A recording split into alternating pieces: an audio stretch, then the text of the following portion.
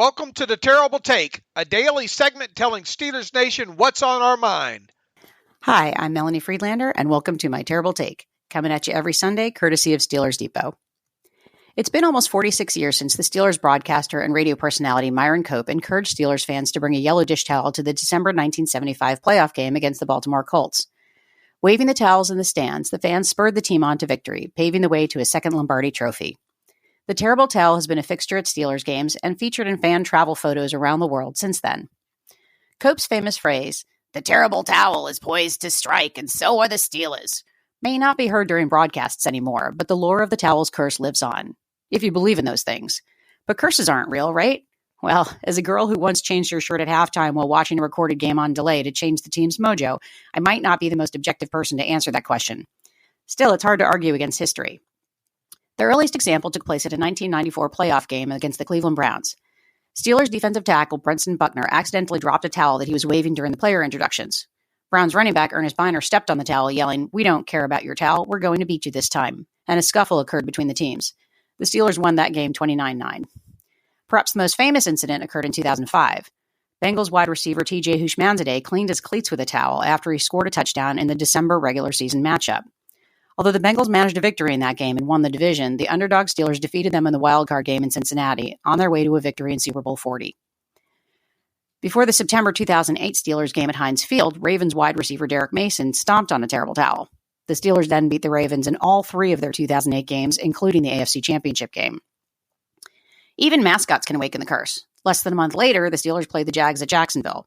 Early in the third quarter, the Jaguars mascot rubbed his armpits and buttocks with a terrible towel. The tide turned on the field, and the Steelers beat the Jags 26-21. The Jaguars went on to lose 8 of their remaining 11 games in the season. 2008 was a big year for the towel. In December of that year, Lendell White and Keith Bullock of the Tennessee Titans stepped on a terrible towel after the Titans' 31-14 victory, grinding the towel into the dirt. As the number one seed in the AFC, Tennessee was knocked out of the playoffs in their first game, the divisional round. The following season, after the Titans' 8th consecutive loss and the franchise's worst ever, a 59-0 blowout by the New England Patriots, the team actually tried to break the curse, with Titans coach Jeff Fisher publicly expressing regret for his team's behavior towards the towel, and a number of the Titans players sending an apology and an autographed terrible towel to the Allegheny Valley School, the Pittsburgh charity that now owns the trademark. The Titans won their next 5 games.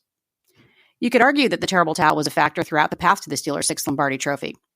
In January 2009, Phoenix Mayor Phil Gordon produced a terrible towel and called the Cardinals' mascot Big Red to the stage at a public send-off for the team. The mascot used the towel to wipe his armpits. The mayor then blew his nose in the towel. The Steelers then beat the Cardinals in Super Bowl 27-23. There are so many more examples than I can fit in a 3-minute podcast, but the most recent example includes Ravens Ray Rice, Bengals running back Jeremy Hill, Washington punter Tress Way, and that Bills fan in Week 1 this season. The towel even crossed over into the NHL in 2016 when Florida Panthers mascot activated the curse, and the Penguins came from behind to beat them and go on to win the Stanley Cup. This week sure feels like a must-win, despite the number of injured starters.